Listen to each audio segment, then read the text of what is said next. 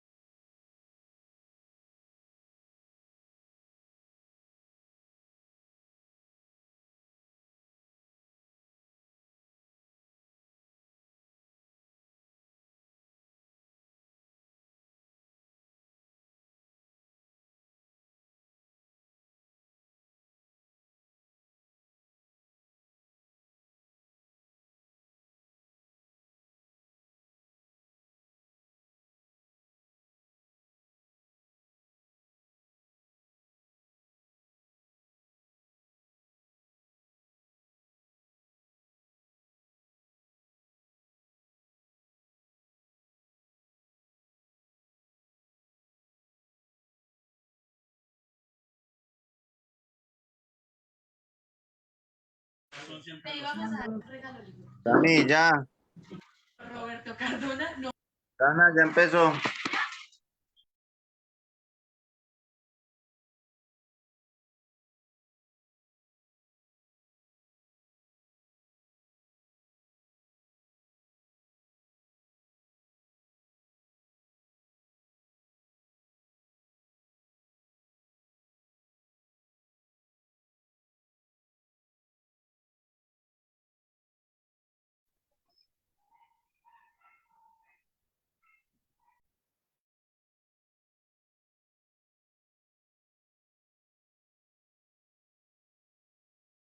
Era esencial para mí.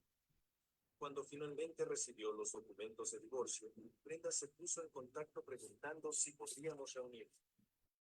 Fue la primera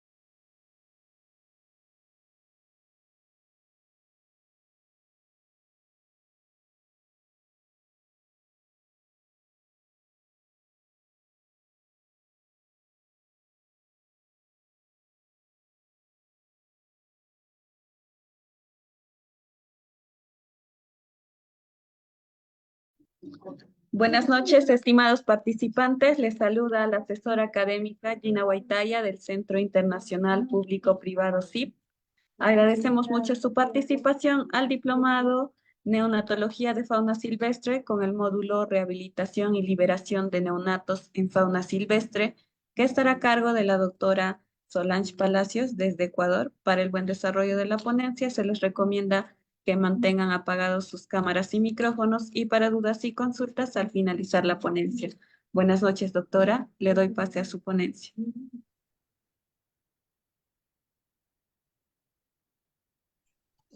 Buenas noches.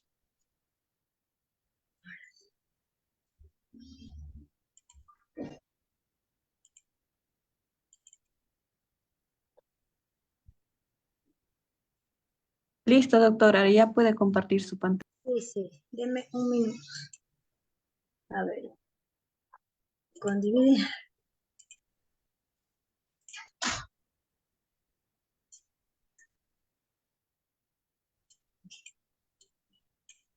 Ok.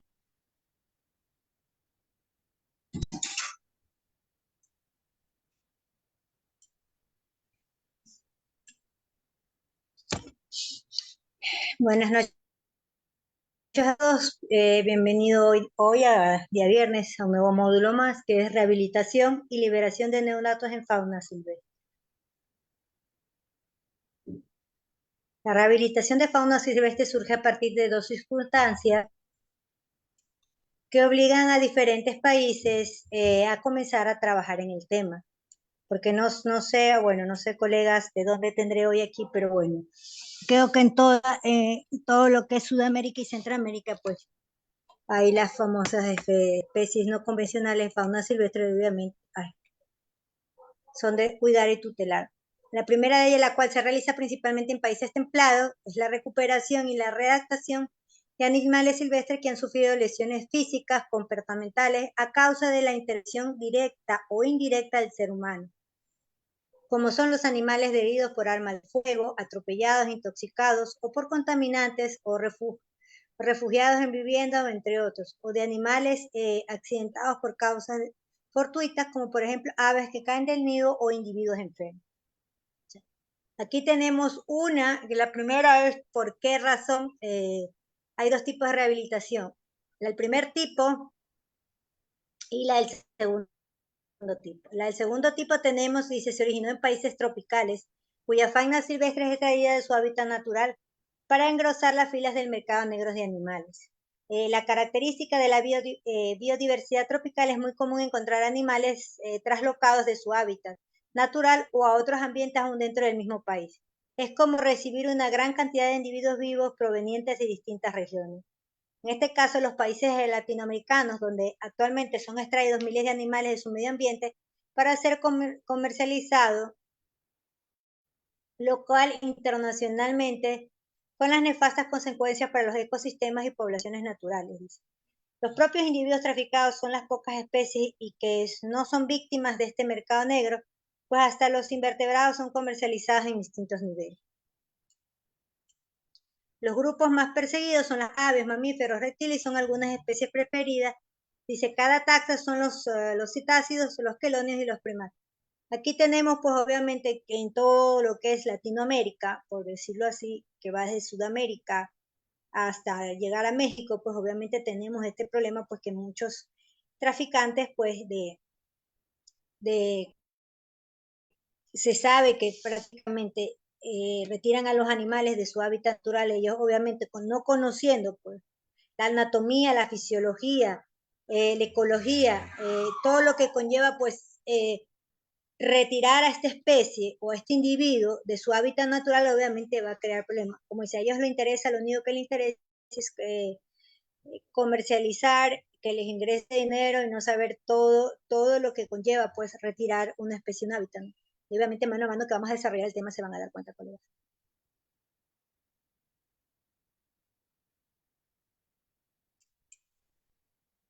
Dice, en la actualidad son pocos los países a nivel de Latinoamérica que están adelantando acciones concretas y coordinadas en el pro de la fauna silvestre decomisada local o internacionalmente. Entre los países más activos se puede mencionar Costa Rica, Guatemala, Panamá, Argentina y Colombia. Es de destacar que muchos países que son fuente importante del comercio ilegal de animales vivos no cuentan con ningún centro de rehabilitación. El propósito de crear una red, de centros de rehabilitación se ha visto empeñado con el escaso interés gubernamental de algunos países o por la fragmentación y dispersión del trabajo de otros. Hay países como ya en Sudamérica y Centroamérica, obviamente que el gobierno, hay entidades, hay leyes que tutelan y protegen pues a la fauna silvestre. Obviamente, si sabe que alguien se va a sacar pues una especie protegida y sabe que va a tener serios problemas y sabe que hay cárcel. Aquí en Ecuador todavía pues, yo soy originaria de Ecuador, todavía pues hay muchos vacíos en la legislación pues y no permite pues, obviamente si te encuentras, si te siguen, vas a ir a la cárcel, pero a veces te meten a la cárcel y después pues habrán visto pues cómo estamos con lo que es la ley aquí en Ecuador, ¿no? Y en lo que se trata a nivel internacional, pues lo que es en Europa, Estados Unidos, obviamente si usted se lleva una especie protegida, obviamente allá sí va a tener detención y cárcel pues de manera inmediata, ¿no? Así también agarraron creo que hace 2 semanas atrás, una ciudadana colombiana que llevaba abrigos de pieles y eran de especies protegidas, obviamente está presa, ahorita le han dado $3 millones de multa y pues bueno, y todo el proceso que ha tenido que enfrentar, ¿no? Porque si haberle quitado la piel para hacerse abrigos de especies protegidas, pues y sobre todo en Estados Unidos, no es que le van a aplaudir. Allá las cosas son muy serias, igual que en Europa. Ok, la rehabilitación de una fauna silvestre surge a partir de dos circunstancias. Si alguien, por favor, no llega a ver o la diapositiva se queda en un lugar, por favor, avísenme, porque ayer me sucedió y no quiero seguir hablando y de repente que ustedes no la vean. Así que, por favor, si me ayudan con eso, si no logran ver las diapositivas o algo, me avisan, por favor. Es lo único que les pido. Okay. La rehabilitación de la fauna silvestre surge a partir de dos circunstancias que obligan a diferentes países a comenzar a trabajar en el tema. La primera de ellas, la cual se realiza principalmente en países templados, que es la recuperación y la readaptación de animales que han sufrido, pues, eso ya lo vimos. No. Así, esto ya lo hemos visto y me he quedado acá.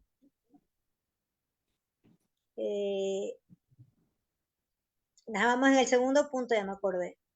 En este caso, los países de Latinoamérica, donde anualmente son extraídos miles de animales humildemente para ser comercializados local e internacionalmente con nefastas consecuencias a los ecosistemas y poblaciones naturales propias Ya se de los trabó la individuos diapo, traficados. maestra. Son las especies que... ¿Se trabó la diapositiva? Veamos.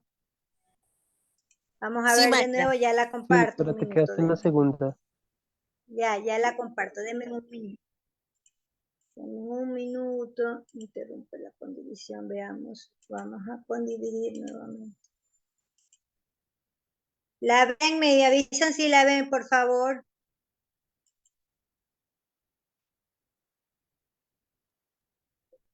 ¿Pueden ver la diapositiva? Sí, se está viendo. Ok. Ahora sí, dice. Son las pocas especies que no son víctimas de este mercado negro, pues hasta los invertebrados son comercializados a distintos niveles. Los grupos más perseguidos son las aves, los mamíferos, los reptiles y algunas especies preferidas, dice, como los cetáceos, los cladonios y los primates. Estas son especies que mayormente vienen traficadas, retiradas a veces las crías a muy temprana edad, o a veces pues los retiran recién nacidos de la madre y no saben qué problema le causan pues a estas especies, obviamente siendo tan pequeñito pues su índice de sobrevivir no es muy alto, ¿okay? Y peor si caen pues en manos inadaptas, inexpertas, donde no saben pues cómo manejar o manipular estas especies, peor todavía.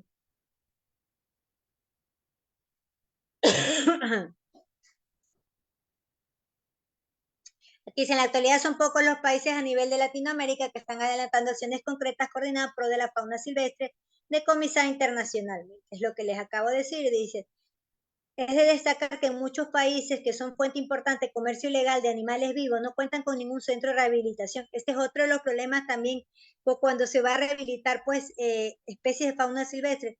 No en todos los países pues hay centros de repente gubernamentales o el gobierno pues dispone de una cierta cantidad de dinero para decir, bueno, hemos encontrado esta especie, la vamos a cuidar, a tratar, después a rehabilitar para volverla a su hábitat natural. A veces no, el gobierno no invierte o son pocos los centros de permanencia donde estas especies de fauna silvestre están o a veces son autosubvencionados por las personas que gestionan pues los centros.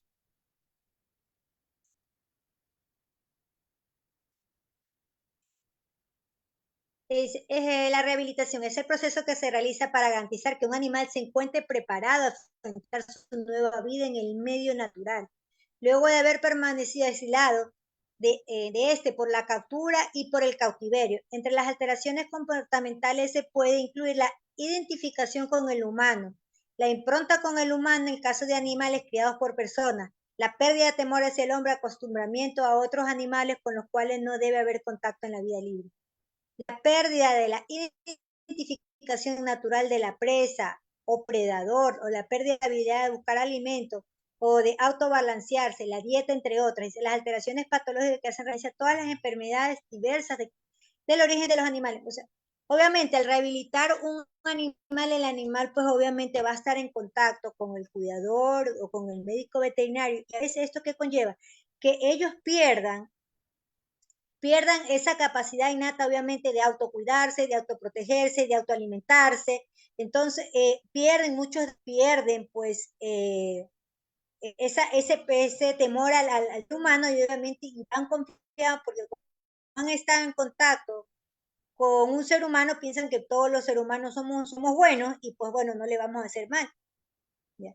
Por eso es muy importante que cuando se va a rehabilitar una especie de fauna silvestre hay que hacer un seguimiento, porque usted no sabe si el animal va a sobrevivir después de haber estado en cautiverio o después de haber estado pues un periodo en rehabilitación, cuánto tiempo va a volver a su estado natural. O sea, va a adquirir esa capacidad de ir a casa, de estarse cuidando, estar atento, porque muchas veces pues muchos han perdido, y eso pasa también con los papagayos, ¿no? Que cuando ustedes los ven en estado natural, ellos en su hábitat natural silvestre, pues ellos van a la casa y buscan sus alimentos. Si usted suelta un papagayo, una guacamaya, después que la han estado, pues, en contacto con personas, está en un cautiverio, obviamente, donde usted, el tutor, lo alimentó, si usted lo quiere soltar, liberar, a veces muchos animales terminan muriéndose porque no están acostumbrados ya a buscar sus propios alimentos, se encuentran de repente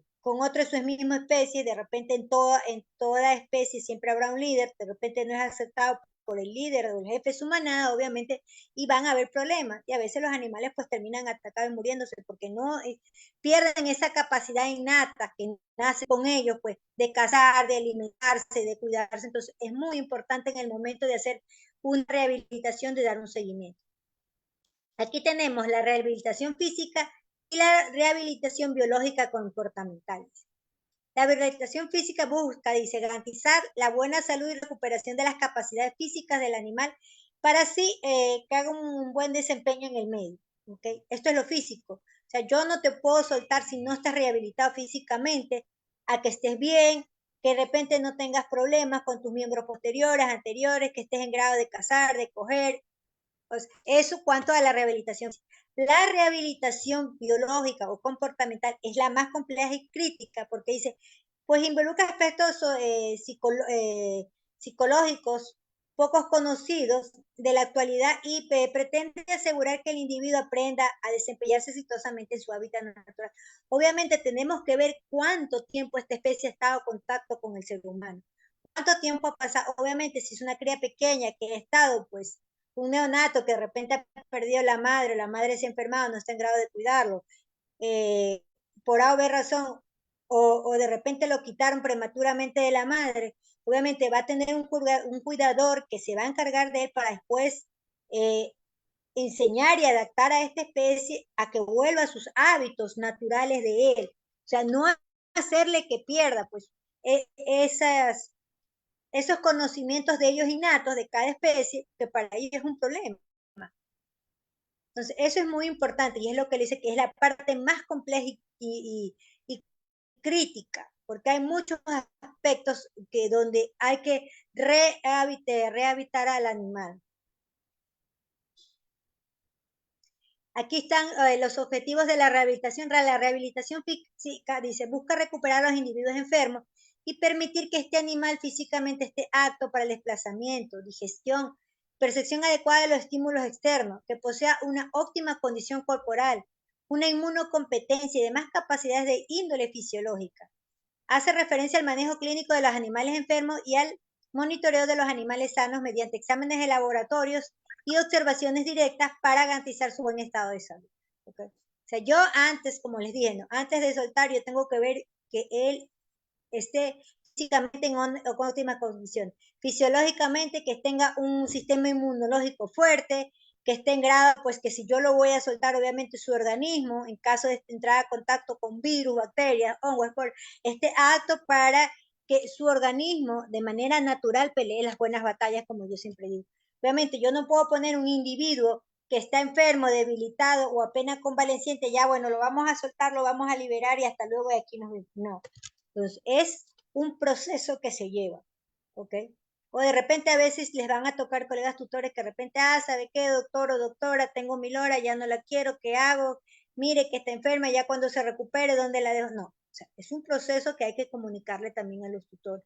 O incluso para llevar hasta los mismos santuarios. Cuando se va a llevar a santuarios o centros de atención, los animales tienen que estar en óptimas condiciones y obviamente esos animales no vienen ingresados inmediatamente con sus otros símiles, sino que vienen, pasan por un proceso de cuarentena. La rehabilitación biológica o comportamental. Su objetivo principal es el desarrollar habilidades que le permitan al individuo subsistir exitosamente una vez liberado. Estas habilidades hacen referencia a ¿qué? Ejemplo, a la alimentación, que es lo que yo le acabo de decir.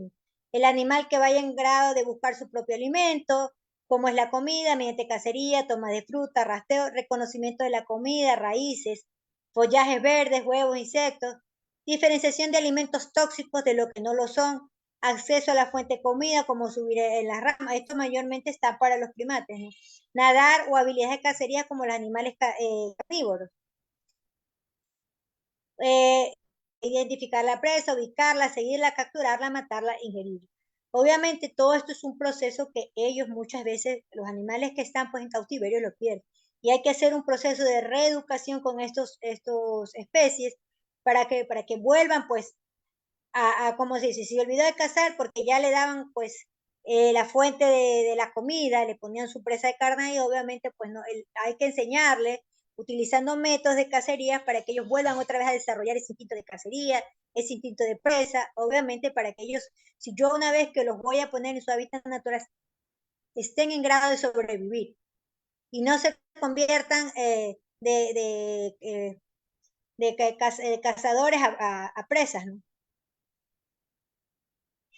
La búsqueda de un refugio sirve al animal para poder dormir, resguardarse del clima, esconderse de los predadores, almacenar el alimento, dice, defender crías y a los hijos establecer la territorialidad. O sea, ellos enseñan también a sus crías, obviamente, este es mi terreno, defienden. Entonces, a eso se refiere la búsqueda de refugio.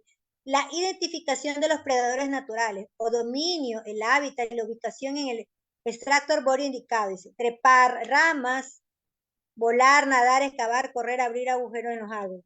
O la interacción social con los individuos de su misma especie. Depende si se trata de un animal solitario, como los roedores, o los gregarios, como les dije hace poco, los primates. Su grado de territorialidad. Desde dónde llega hasta dónde llega mi territorio. Porque también en los primates, pues se ven, en los leones también, pues, obviamente, tienen mucho a su extensión de territorio. Hasta dónde voy, hasta dónde avanzo. Obviamente, estando en un ejemplo, estando en cautiverio, ¿qué terreno van a ir? Sus jaulitas que tienen o su área determinada, obviamente ellos, entonces, es un proceso largo de rehabilitar una especie. La jerarquización social de la especie, dice, la búsqueda de la pareja para llevar a cabo la reproducción de la especie.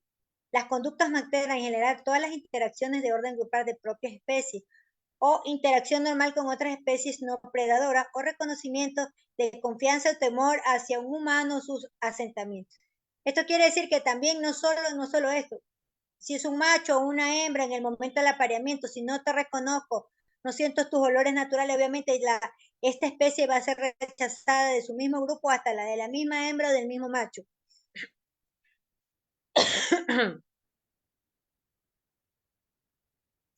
Dice, pasos a seguir con un individuo que ingresa al centro de rehabilitación. ¿Y qué son los pasos a seguir?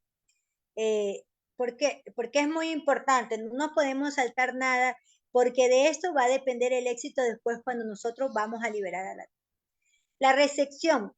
La recepción es de vital importancia, pues por medio de ella el animal está enfrentando a formar parte del engranaje del centro de rehabilitación. En ella se recolectan datos vitales para determinar el lugar de la extracción del individuo, las patologías presentadas anterior, los tratamientos previos, las dietas suministradas, la información descrita es básica para obtener una buena ficha de ingreso, como los anamnésicos confiables que puedan orientar el posterior manejo del animal. Y finalmente, como otro punto clave en la recepción que se le asigna al animal un número consecutivo que será el mismo en todo el documento técnico legal relacionado a él. Obviamente, si son centros de repente gubernamentales o centros de repente de rehabilitación autogestionados, que igual siempre hay leyes que la controlan, vamos a tener que tener un registro. Cuando nosotros recibimos un individuo, vamos a tener que poner en nuestro registro fecha, día, la fecha de llegada, la hora, el número de acuerdo a nuestros registros, la especie, la taxonomía. Es muy importante saber de qué individuo estamos tratando. Por eso les he dejado muy importante el punto número 1, que es la recepción. Cuando yo recibo 20 colegas veterinarios que trabajan pues en santuarios o en estos centros de rehabilitación, pues no sé cuántos colegas tengo aquí que de repente quizás pues tengan esa experticia o sepan pues cuál es el manejo, pero bueno, es así que se inicia.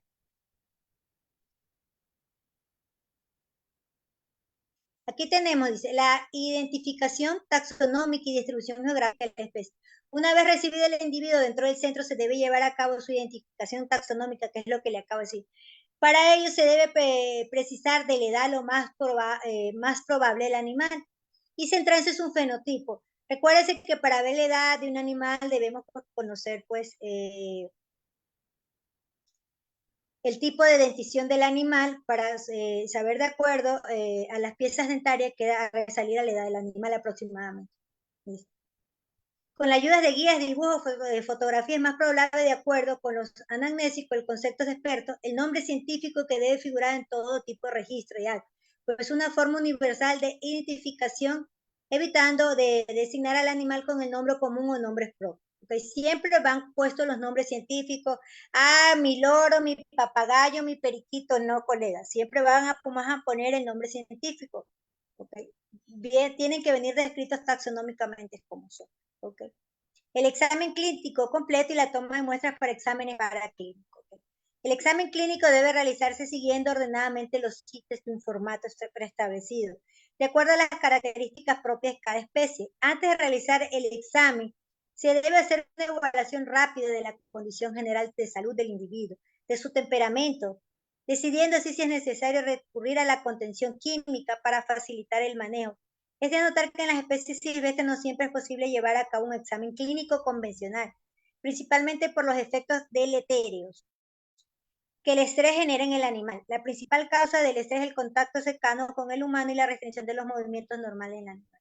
Obviamente, de acuerdo al tipo de especie que vamos a tratar, primero vamos a observar que llegó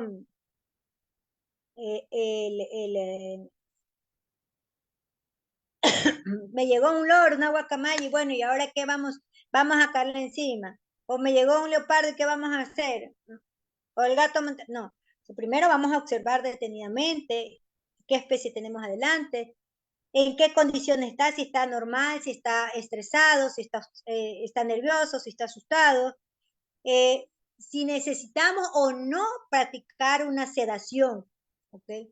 Porque recuérdese que no es el típico paciente, el perro y el gato, que obviamente hay perros que cuando también los llevamos, los llevan los tutores, pues a las clínicas veterinarias, hay pacientes que colaboran y hay pacientes que son demasiado nerviosos, agitados y que no se dejan y hasta te quieren pues morder. Lo mismo pasa con el gato. Imagínense con ellos todavía, ¿no? Que para ellos pues ver un ser humano que no están acostumbrados a la especie que no están acostumbrados al contacto con el ser humano, obviamente, entonces tenemos que ver cómo vamos a entrar en contacto con él. Muy importante, uno para no salir uno lesionado y no lastimarlos también a ellos. ¿Okay? La valoración comportamental inicial. Okay. La primera se efectúa a la llegada del individuo y como parte del examen clínico, anotando si el individuo es dócil, agresivo o nervioso. Se encuentra en estado de alerta, deprimido o indiferente. Posteriormente, a medida que aumenta el conocimiento del individuo por parte del rehabilitador, se comienza a definir el comportamiento, la personalidad del animal, solo o con relación a individuos de su misma especie.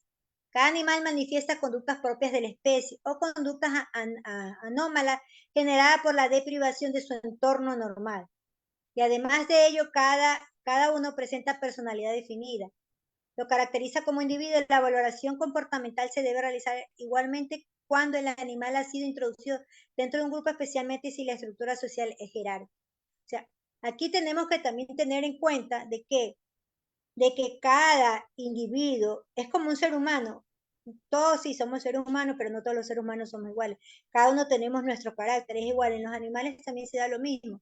Cada uno de ellos tiene sus conductas, su carácter. Hay que ver cómo se presentan, cómo se comportan delante del ser humano, si están tranquilos o en estado de alerta, deprimidos, qué es lo que sucede, cómo se comportan, cómo miran lo que hay alrededor de ellos.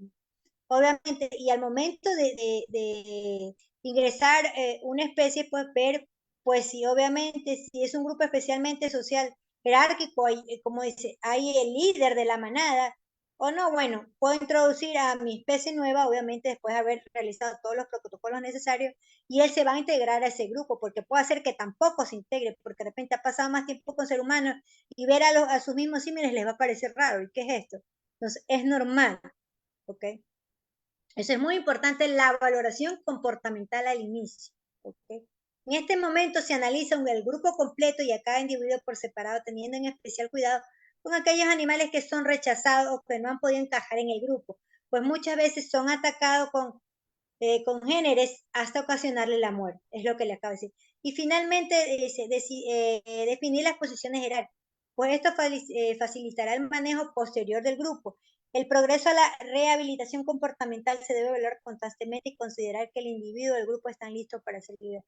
Obviamente, no es que, vamos aquí, pues, no es que en una semana ya vamos a poder liberar una especie, ay, qué bonito, ya se recuperó. No, no funciona así. Esto es un proceso, va a llevar un periodo. Hay especies que se meten más tiempo de lo debido, dependiendo cómo llegan, cómo se encuentran, su estado de salud. O sea, son una serie de observaciones que nosotros como médicos veterinarios tenemos que hacer.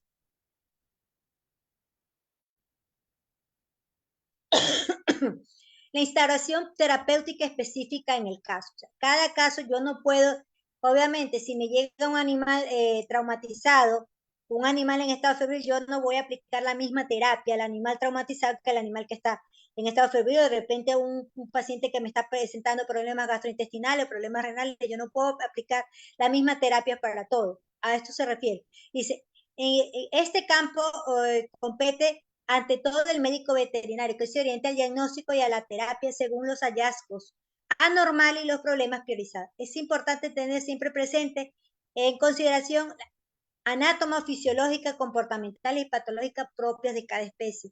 Para utilizar los fármacos, las dosis, las técnicas terapéuticas, técnicas quirúrgicas y procedimientos médicos generales adecuadas y especialistas.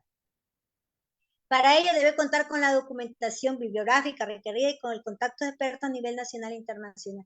¿Esto qué quiere decir? De repente, tal vez si tengo pues un individuo de repente que está presentando traumas y yo no soy traumatólogo, obviamente debo llamar al colega traumatólogo para que realice la cirugía.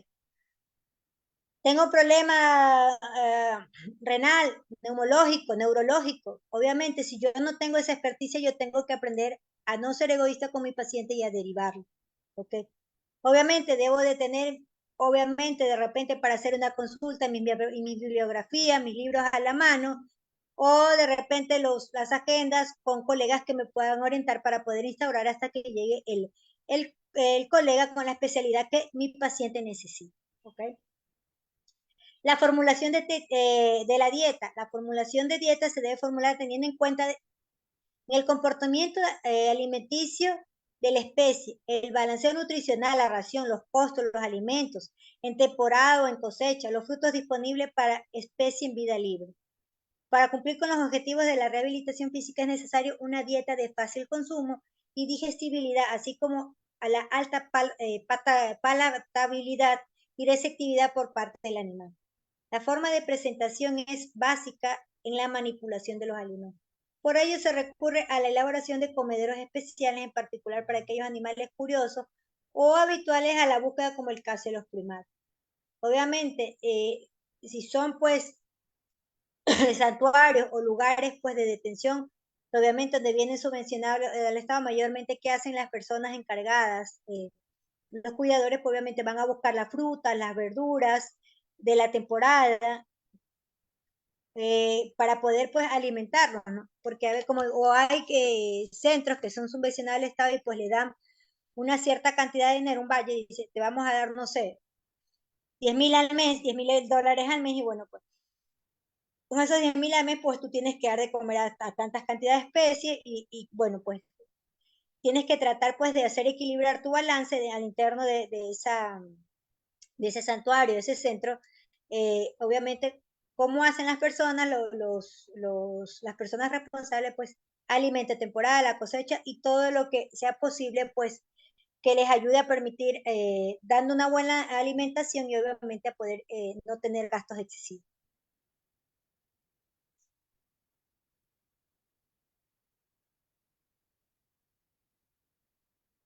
La ubicación, dicen, la hospitalización y la cuarentena.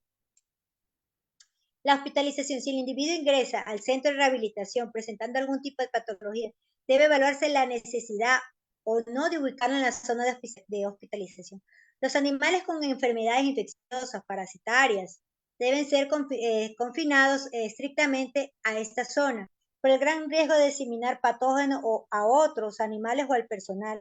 Por ello, la hospitalización se debe manejar con todas las normas de sanidad requeridas. En la zona de hospitalización se lleva a cabo el manejo de la administración de fármacos, seguimientos del animal hospitalizado mediante el llenado de hojas de evolución y general de aplicación de medidas terapéuticas. ¿Esto qué quiere decir? Si me llega, pues obviamente, un individuo que yo no sé, no conozco si está enfermo, en condiciones, y obviamente yo no lo puedo pues llevar pues con las otras especies que ya han pasado el proceso de cuarentena. Yo tengo que igual ponerlo en cuarentena, realizar todos los exámenes, hemogramas, bioquímicos, ecografías, radiografías, todo lo que es necesario para descartar coprológicos, para ver que este animal pues no esté pasando por alguna patología en ese instante, ¿no? Puede ser infecciosa como parasitaria. Obviamente, si está parasitado y me voy a llevar pues un primate parasitado, obviamente me va a contagiar a los demás primates. Entonces, muy importante. O si tiene enfermedades virales, obviamente yo no voy a ponerlo con los otros. Yo tengo que, obviamente, obligadamente o forzosamente separarlo. Y por eso están las famosas áreas de cuarentena. ¿Ok?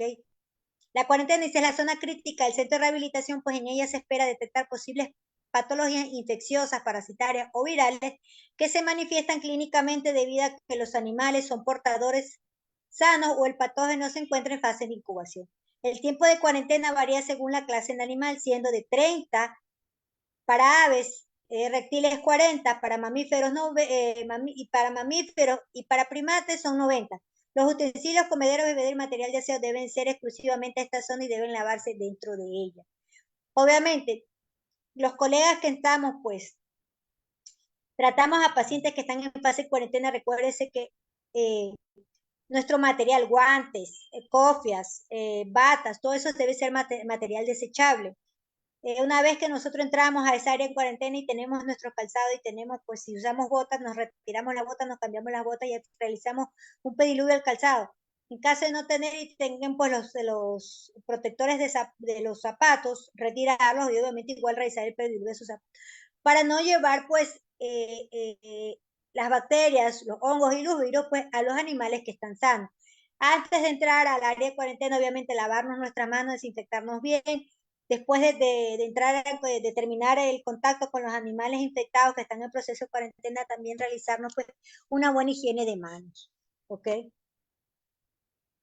Es más o menos, hay que hacer este tipo de protocolo. No sé si tienen presente ustedes cuando llegó la época de la pandemia, pues que nos hacían ya realizar pues lavados y prácticamente esterilizarnos. Entonces, es así que debemos de mantener en esto, sobre todo lo que es animales de fauna silvestre.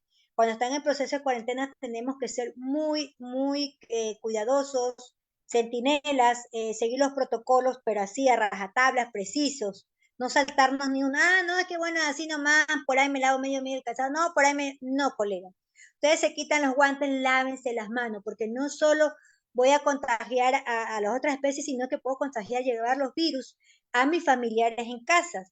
De repente, si hay personas ancianas o personas debilitadas, enfermas, obviamente se van a enfermar. Y a veces dice, pero no sé, ¿dónde te puedes agarrar el contagio? Somos nosotros los vectores que vamos a llevar las enfermedades a nuestros hogares. Por eso es muy importante la higiene, la desinfección antes, durante y después. Ubicación en un encierro de rehabilitación. Una vez que se compruebe el buen estado de salud del animal, puede ubicarse en una área de rehabilitación solo o en grupo según la etiología. El área debe adecuarse a la biología del animal con sus requerimientos especiales a su fisiología, siendo necesario adecuar con baños o bañaderos o los encierros de individuos acuáticos semiacuáticos, con calefacción los individuos de climas cálidos como reptiles principalmente, con troncos y ramas animales arbolícolas y con refugio oscuro para animales nocturnos. O sea, obviamente, si yo después que un animal me sale a la cuarentena y lo voy a pasar pues, a su área de rehabilitación, no es que lo pongo ahí en un cuarto de 4 paredes y ahí, bueno, ahí te dejo, ahí te pongo tu bandeja de agua y tu bandeja de comida y se acabó, o con tu contenedor de agua de comida. No, ese lugar tiene que venir, como se dice, habilitado, que tenga pues un área donde él haga sus necesidades, un área donde él pueda recrearse. Obviamente, si son animales que no pueden regular su temperatura, pues vamos a tener que ponerle pues la calefacción. O animales que necesitan pues lugares oscuros, se los vamos a adaptar. Vamos a hacer que esa área donde ellos permanezcan sea lo más similar a su área natural de cada especie. ¿Okay? No es que te pongo, como les dije, en un lugar cuarto oscuro y frío, bueno, y allá con que te doy agua y de comer y ahí murió la flor. No. Tenemos que adaptar, tenemos que recrear su ambiente para que obviamente, recreando su ambiente, ellos se van a sentir bien, se van a sentir que estoy en mi hábitat natural, obviamente su sistema inmunológico, no estando deprimido, no produciendo cortisol alto, obviamente mi paciente se va a recuperar. ¿Okay? Y la valoración comportamental final, dice, se realiza para determinar si el individuo o el grupo está apto a la liberación. En cuanto a los grupos jerárquicos, el análisis debe incluir la comprobación de que existe tal jerarquía. El grupo es armónico a pesar de las disputas ocasionales, queden alguna buena porción de hembras o machos, adultos o juveniles, y tienen el número mínimo de individuos aptos para subsistir en el medio. El líder actúa en defensa, ayuda a sus compañeros del grupo y el grupo responde coordinadamente ante situaciones de alarma y peligro. Obviamente, si va a haber quien lidera esta manada, el jefe de la manada, como se dice así, pobremente, el cabeza, el que lleve a ese grupo, obviamente vamos a tener que también evaluar al líder de la manada, porque obviamente él es el que va a guiar a las demás especies, porque si él no está en grado de guiar a los demás, obviamente va a aparecer él y todo su grupo. Entonces es muy importante hacer, antes de liberar a ellos, se realiza una evaluación tanto como individuo, también como el jefe de la manada, el líder de la manada y en grupos. ¿Ok? Evaluación médica final, los exámenes paraclínicos. La comprobación final del buen estado de salud del individuo o grupo debe llevarse a cabo mediante exámenes paraclínicos. Especial, un cuadremático de rutina, un examen copológico, que es anotar que existe gran controversia acerca de la desparasitación de animales que van a ser liberados, pues se desconoce la carga parasitaria anormal que manejan poblaciones silvestres, así como los parásitos comunes en vida libre. Dice, respecto a este criterio, el médico veterinario instaurará un tratamiento de parasitosis gastrointestinales para manejar cargas moderadas en los animales. Y aquí tenemos, dice, según estudios recientes castellano en el 2000, dice, un trabajo de grado que se realizó, se ha comprobado pues que los reptiles, particularmente las tortugas terrestres, manejan cargas parasitarias altas y sin que éstas interfieran en su estado normal de salud en vida libre. Obviamente, vamos a suponer ellos su carga parasitaria normal, en su hábitat normal es de 100. Obviamente, si yo me voy a encontrar una carga parasitaria de 500, obviamente algo está sucediendo en el sistema gastroenterológico de esta especie y obviamente tengo que dar el tratamiento adecuado. La selección del sitio, dice, de liberación y de trámites, dice, legales y respectivos. Confirmar la clasificación taxonómica del animal con mayor exactitud según la clasificación taxonómica y los datos de ingreso del animal para determinar la ubicación geográfica más probable.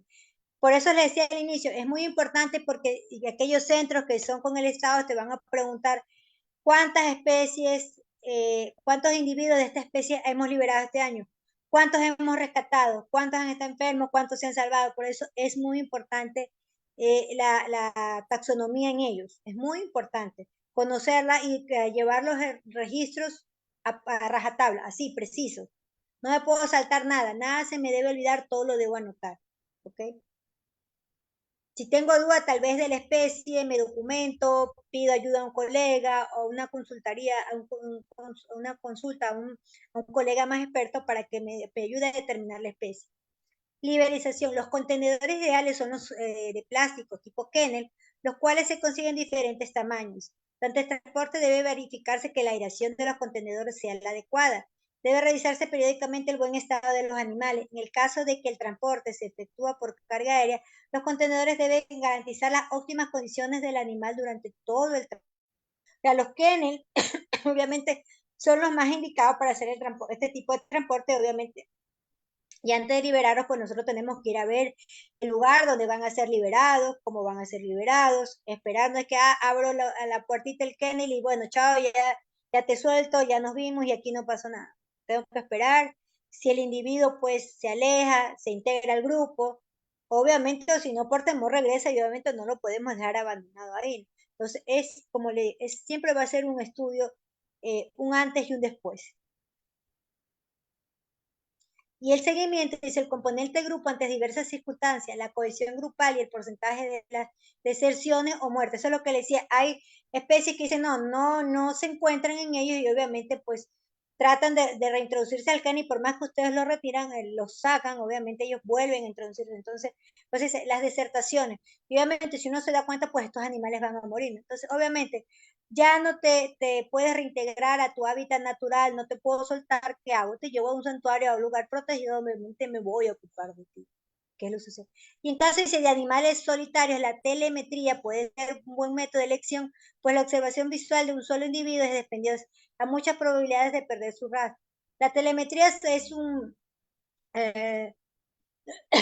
son tipos radares que se ponen y también se implantan, pues son tipos como microchips que se encargan pues para rastrear dónde está el animal, dónde se encuentra, cómo se ubica, para ver porque de repente no se adaptó, se enferma, lo ven que está muchos días en el mismo lugar y pueden ir a realizar su recuperación. Para eso se hace una telemetría. Y aquí vamos a tener, para ya culminar, pues, porque estábamos hablando pues de los neonatos, ¿no? Los neonatos y la base de crianza asistida en los animales, un aspecto importante en la conservación de fauna silvestre en cautiverio. La reproducción de estas especies, sin embargo, presentan muchos casos que los recién nacidos no son aceptados o criados por sus padres y se debiéndose recurrir entonces a diversas prácticas para la crianza artificial o asistidas de ellos. El instinto materno es innato, no regulado por hormonas y la presencia de la cría es vital de importancia para que la conducta se presente. La vocalización o estímulos olfativos, los movimientos de la cría, dice. Y que existe una interacción entre madre y cría. Obviamente estamos hablando en el caso, aquí cuando hablamos, dice, de la crianza asistida de los neonatos, porque puede ser que yo tenga pues una madre que de repente hemos tenido que hacerle una cesárea de urgencia, obviamente no está en buenas condiciones de asistir a sus crías, o de repente una madre debilitada o una madre que tuvo un embarazo muy difícil y que está con un alto estrés, obviamente pues va a rechazar a su cría. Entonces para eso están los cuidadores o los criadores pues en ese momento para asistir a esas madres o a aquellas crías que se quedan huérfanas. ¿Okay? o aquellas crías que vienen retiradas de las madres, pues, de manera, como se dice, sin tener corazón de saber qué es lo que le van a causar a estas pobres crías. Todo el daño que le causa, no solamente emocional, sino físico. ¿Ok? Esto sucede en todos los casos, como se mencionó anteriormente, que ya siendo animales que están en constante estrés, con desconocimiento de actitudes maternas, por nacimiento en cautiverio, en muchos casos, la conducta de impronta la da la madre primeriza, o abandona a su cría o crías.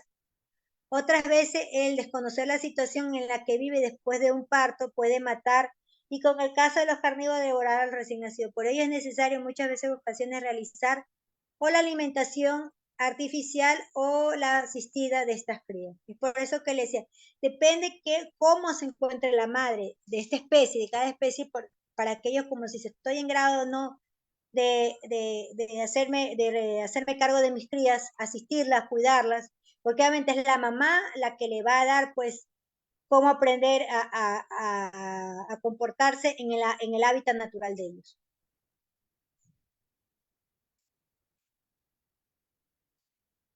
Ay.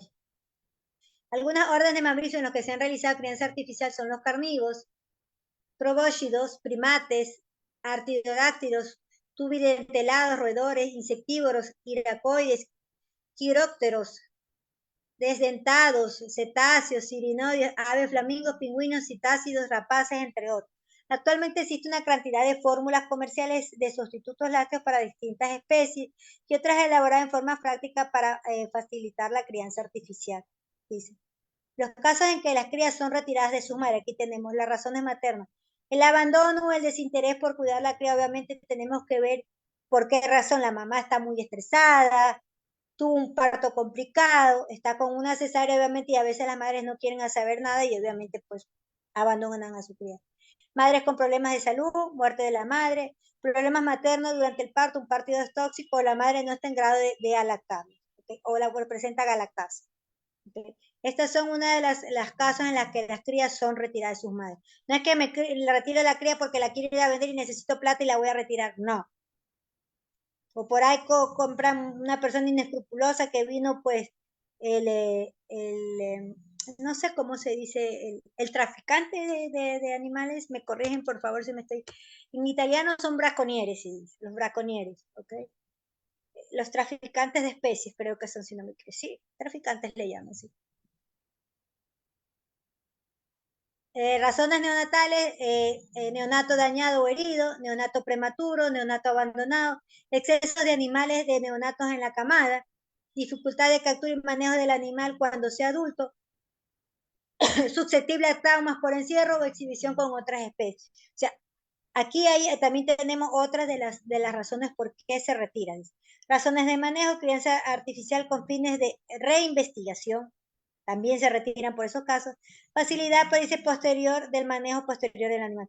O razones ambientales por bajas temperaturas, ambientes por un lugar y época del año o en instalaciones. Obviamente, si tengo pues animales neonatos que necesitan de calor y de repente en el ambiente que está hace demasiado frío, obviamente yo los retiro y obviamente los voy a poner pues en lugares con las temperaturas adecuadas. Es muy importante la categorización de las crías por su estado de salud. Una cría saludable y cría por la madre recibe la mejor nutrición y el desarrollo psicológico. Monitorear a distancia la conformación general y postura y movimientos, vínculos cría-madre. ¿Okay? Esto obviamente cuando hablamos pues de una mamá que, bueno, sí está un poco debilitada o está un poco cansada después del parto, pero obviamente sí cuida a sus crías. Por eso es importante cómo voy a categorizar mis crías yo. Cría saludable, criada a mano, asistida o artificialmente criada por el hombre por diversas razones. Checar el estado de salud a nivel de las inmunoglobulinas puede requerir calostro o sustituto. Cría débil o criada a mano, neonatos enfermos, débil o dañados. ¿Okay? Neonato con débiles bajos de inmunoglobulinas, considerándose necesario administrar calostro o transfusión sanguínea o suero sanguíneo. Atención del neonato enfermo mientras se trata la madre. Tener cuidado durante la crianza artificial de un animal débil por riesgo de contracturas de tendones. Llevar registro de alimentación, tipo de alimentación, horario, ganancia de peso, temperatura, humedad, todo eso es un trabajo que vamos a tener que realizar, porque obviamente si se va a ser pues uno responsable de criar pues estas especies, ¿no?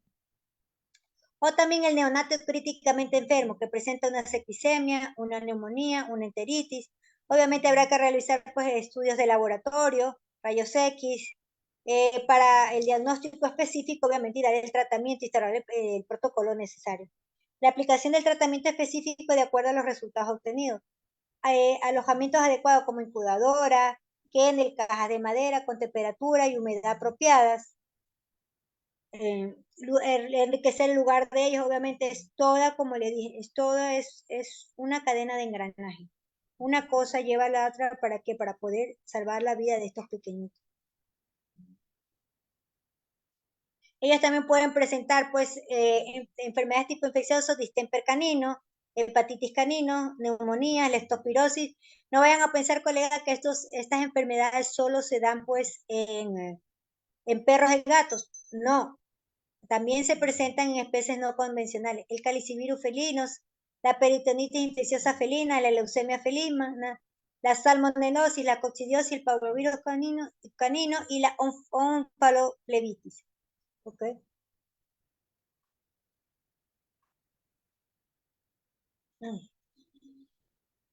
Perdón. Cría neonato con mayor edad, cría con varios días o semanas de edad, criada o dañada, dificultad de adaptación a los cambios en ambiente, alimentación o material ocupado para este fin como biberones, chupones, sustitutos de lácteos, recipientes para recibir la alimentación. O el neonato de parto distóxico. ¿Sí? Inmovilización a la madre o narcóticos, la cría puede tener efectos de la narcosis. Administrar un antagonista tan pronto la cría haya sido extraída y aplicar un 25% del antagonista. Brindar los cuidados requeridos al neonato hasta la recuperación de la madre. Limpieza total del cuerpo, orificios de la cabeza, cara y masaje, estimular la respiración y la circulación. En el caso, estamos hablando de partos distóxicos. Tipo no infeccioso, agresión por compañeros de camada, grupo social, canibalismo de la madre o miembros del grupo que agrega o devoran al neonato, aplastamiento, descuido materno o inexperiencia, abandono materno por falta de instinto materno, rechazo materno o ejemplares débiles, excesivo acarreo de las crías por la madre dañándolos, agalactasia, negligencia materna, apatía o desinterés del neonato deriva de la inanición de la cría. Por eso debemos estar muy cuidados con estos pequeñitos. Las consideraciones de la crianza artificial, alimentación artificial o asistida o alimentación a mano, entre otros. La alimentación asistida de un neonato tiene importancia tanto nutricional como psicológica. Muchos factores relacionados con el proceso de la alimentación son muy importantes y pueden influir en el éxito de la crianza. Entre otros factores se encuentran los siguientes: la composición de la fórmula, la frecuencia de la alimentación y la cantidad de alimentos. Obviamente, esto lo vamos a poder a dar las fórmulas de acuerdo al tipo de especie, de acuerdo a la especie, al peso y a la edad de ellos, obviamente. La preparación de la fórmula, la técnica de alimentación, tipos de boberones de chupón utilizado, la estimulación antes, durante y después de la alimentación, formación de vínculos de grupo y comportamientos aprendidos relacionados con la alimentación, la introducción y la transición a la dieta sólida, a la transición a la vida adulta. Durante las primeras semanas de vida, los neonatos pueden ser pesados 1 o 2 veces al día y después 2 veces a la semana, posteriormente una vez. Llevar los registros del peso nos indica el método de crianza ha sido adecuado. Obviamente, si vemos que nuestro paciente no gana peso, no crece, algo que no está bien. O estamos dando una dieta no muy buena, o le está presentando problemas gastrointestinales, problemas virales, problemas infecciosos. Entonces tenemos que, por eso es muy importante llevar los registros. Todos los registros con estos pequeños pacientes es muy importante. Por eso les dije al inicio, no hay que saltarnos nada, todo va anotado. Aunque a ustedes les parezcan una tontería, porque a veces esa mínima información es muy importante para tomar determinadas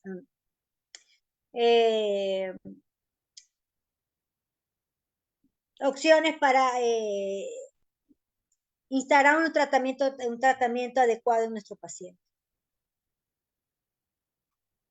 El calostro y su función y sus usos. El calostro es la primera leche secretada a la final de la preñez y contiene mayor concentración de lactobulina o lactoproteína a la leche secretada posteriormente. Sus dos principales funciones son proporciona el primer alimento al recién nacido y contiene y transmite anticuerpos necesarios para que el recién nacido cuente con inmunidad contra agentes infecciosos. A esto le llamamos la inmunidad adquirida por parte de la mamá. ¿Ok? Cuando un recién nacido será criado de manera artificial o asistida, no recibe calostro, puede ser un grave problema en algunas especies, de tener mayor complicación en otras.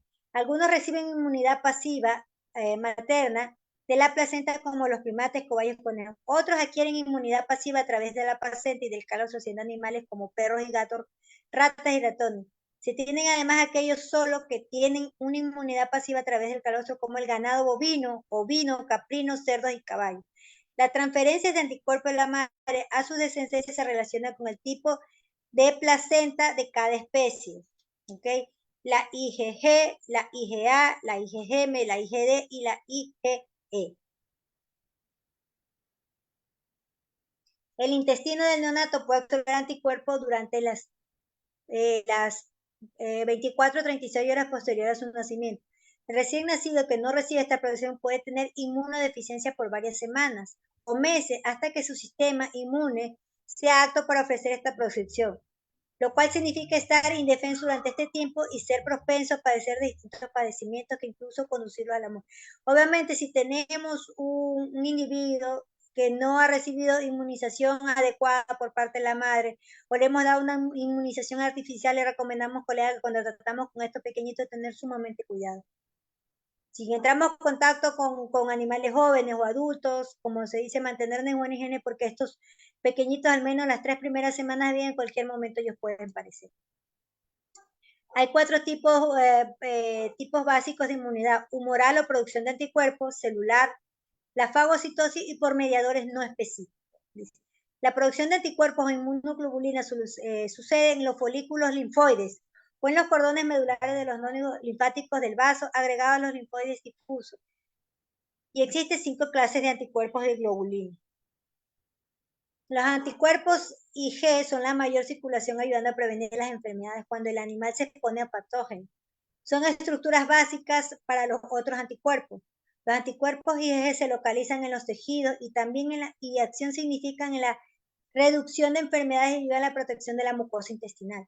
Existen varias alternativas para proveer la protección inmunológica de un animal exótico recién nacido, que será criado de una manera artificial. Una es colectar leche calostro de las hembras con cría, congelándola para su uso en futuro. Si el calostro materno específico no es disponible, de alguna especie estrechamente relacionado puede ser utilizado.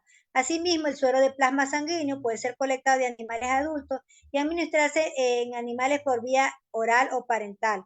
Los anticuerpos IgG también pueden ser fraccionados del plasma de los adultos almacenados en congelación para su uso posterior. O sea, aquí tenemos la forma de cómo vamos a inmunizar a estos pequeñitos. Obviamente, después de haber realizado los controles necesarios en la leche y obviamente en los sueros o plasmas sanguíneos, obviamente que no estén infectados ni nada, para poder obviamente ser pues utilizados en estos pequeños. Mucha preocupación de tomarse para la colección del calostro, ya sea de especies domésticas o exóticas.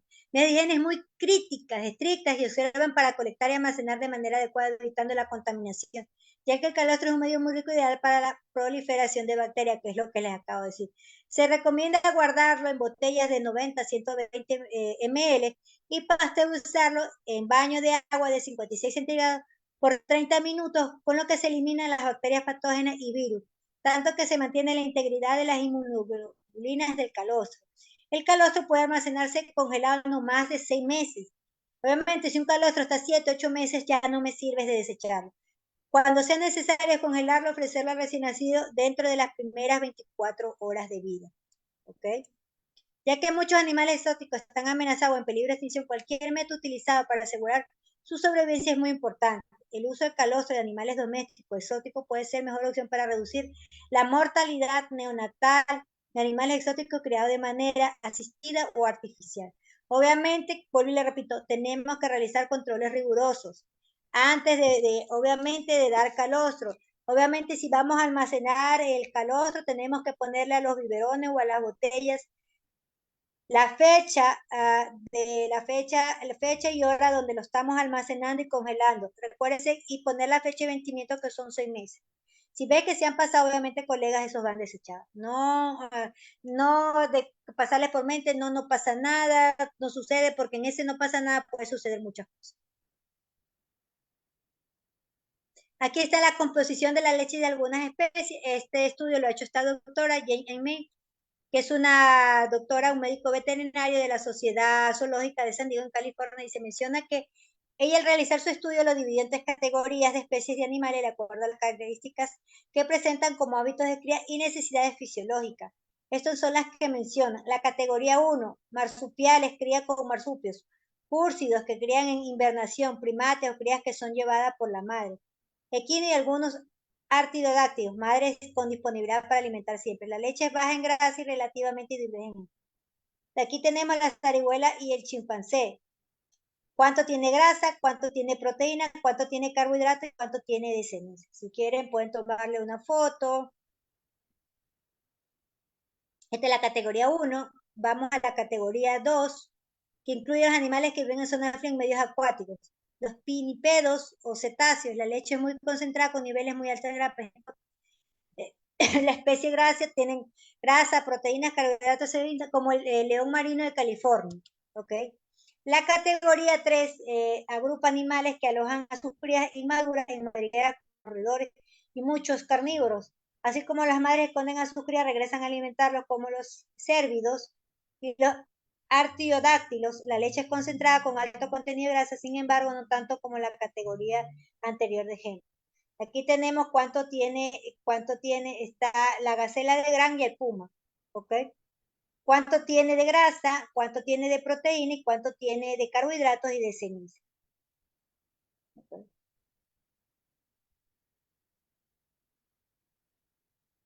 Sustituta del lácteo utilizado en algunas especies. Los cánidos y hiénidos, la leche, a ver, ¿qué ha pasado?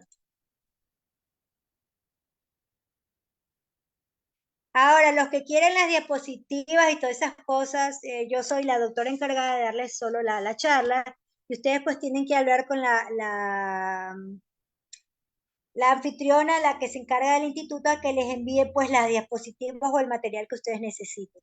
¿Ok?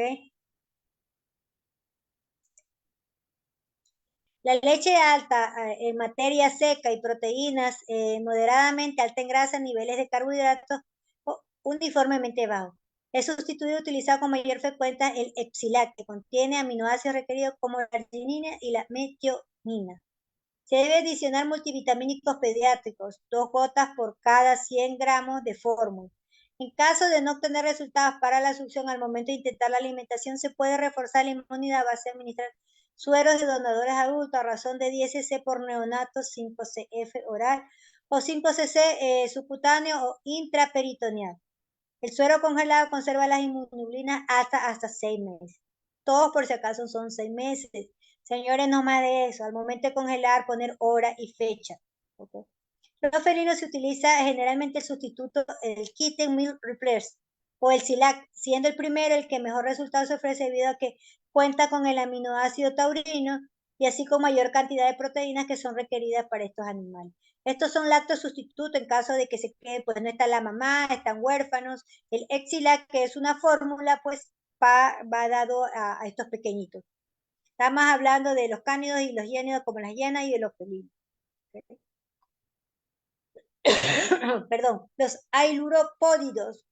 Se utiliza también la axila teniendo pocos resultados exitosos. Existe una leche especial para pandas que se ofrece mejores resultados en la alimentación asistida a estos animales de difícil sobrevivencia en estos procesos. Los mustélidos, la leche materna de estas especies, ha sido poco analizada y no ha tenido datos precisos de su composición. Con ellos también se utiliza el Epsilac con algún éxito en la crianza de recién nacidos de estas especies. Los prosidonidos, de igual manera, la leche materna de estas especies ha sido poco analizada, no teniendo datos precisos en su composición. Y también utilizan el Exilac o la KMR, resultando esta última la más adecuada para la crianza de neonatos de estas especies. o los berridos. La composición de la leche de estas especies ha sido exactamente analizada y sustitutos como el kappa MR y la leche evaporada han sido utilizados con éxito en crías de berridos. Y los úrsidos, la fórmula comercial utilizada para la mayoría de los osos es el Exilat. Para el oso negro americano, la fórmula más documentada es la leche evaporada, aunque también se ha usado el Exilat. La única excepción fue que el oso perezoso, Ursus ursinus, en él se utiliza la kappa MR. La mayoría de los artiodáctilos exóticos pueden utilizar sustitutos lácteos elaborados comercialmente para bovinos domésticos, completándolos con vitaminas y minerales.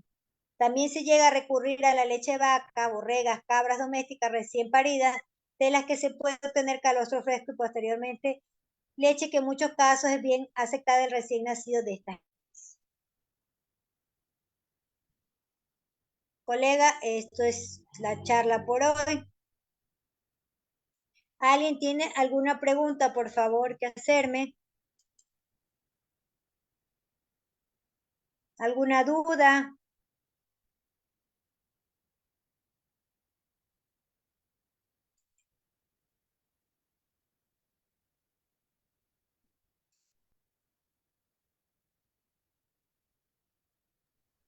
No, creo que todo quedó muy claro.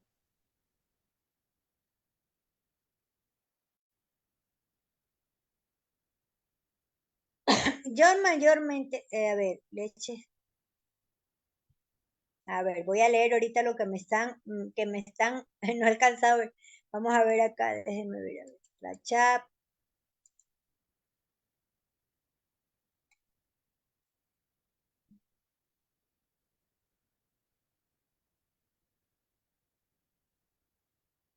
La leche, la última, la KMR, esa sí la encuentran aquí en Ecuador.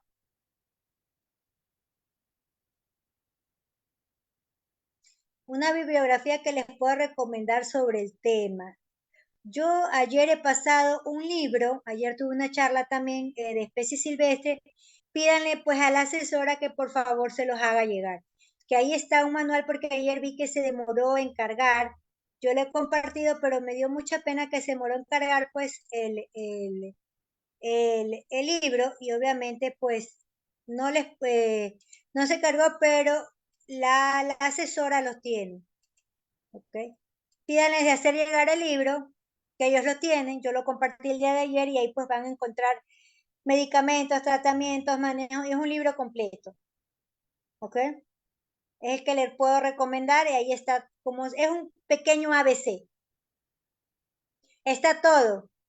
Ahí está todo. Está el manejo de reptiles, colega. El que me está preguntando en cocodrilo, el examen de sangre se lo puede hacer en cualquier laboratorio. Hay laboratorios específicos, no sé de qué ciudad será usted, colega, pero hay laboratorios, sí hay laboratorios veterinarios que se dedican a hacer a especies mayores, menores y no convencionales. De Guayaquil, sí. Acá tenemos Diagnovet, Red Lab, hay algunos, hay varios que ahí hacen en Guayaquil.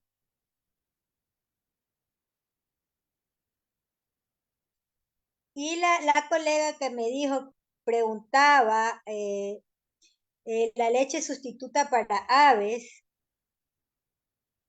es que dependiendo a qué tipo de aves vamos a tratar.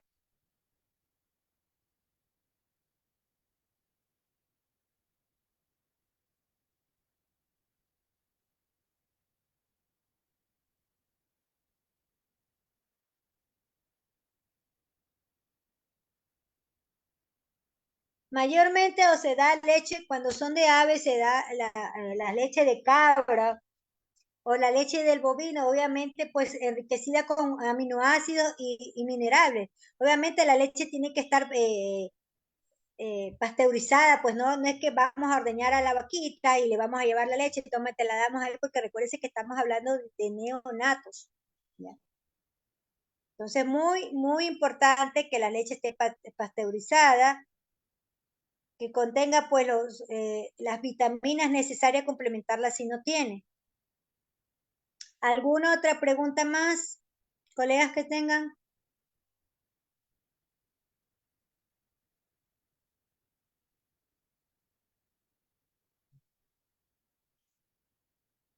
¿Alguien tiene alguna pregunta más? No sé si me deja, a ver, veamos si me deja compartir. Ay, no. Si me deja con ustedes compartirle el libro, déjenme buscarlo. Tengo mil y un cosas en mí. Déjenme ver, ya lo busco, pues déjenme movérmelo para acá.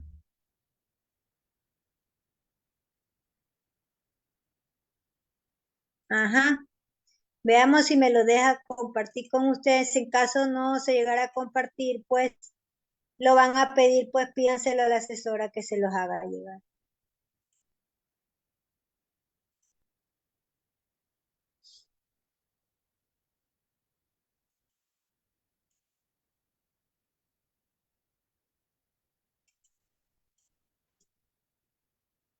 Aquí se los estoy enviando y bueno, ¿alguien tiene alguna pregunta más?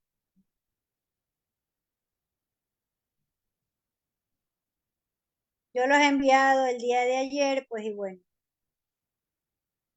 si en caso que no les llegan o no lo logran descargar, pues bueno, pídanselo a la asesora.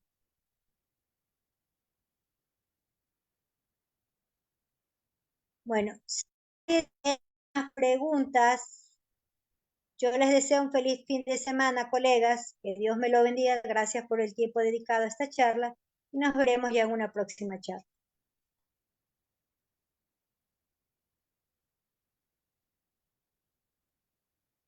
Muchas gracias.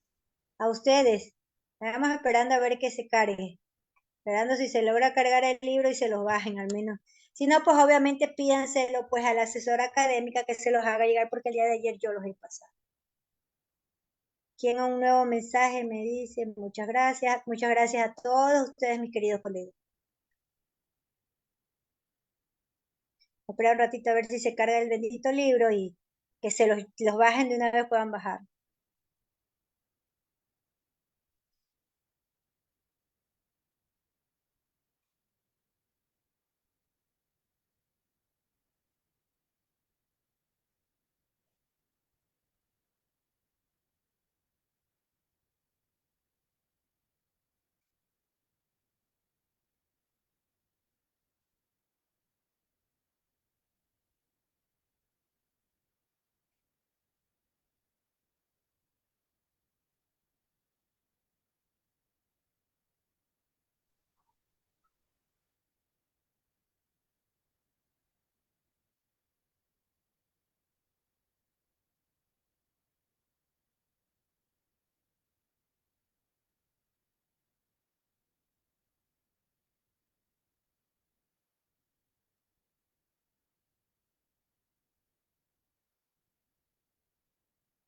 No sé si alguien puede intentar a ver si me confirma si lo han podido descargar o no.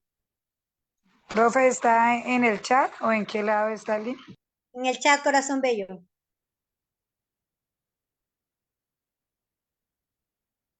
No, no sale el link, profe.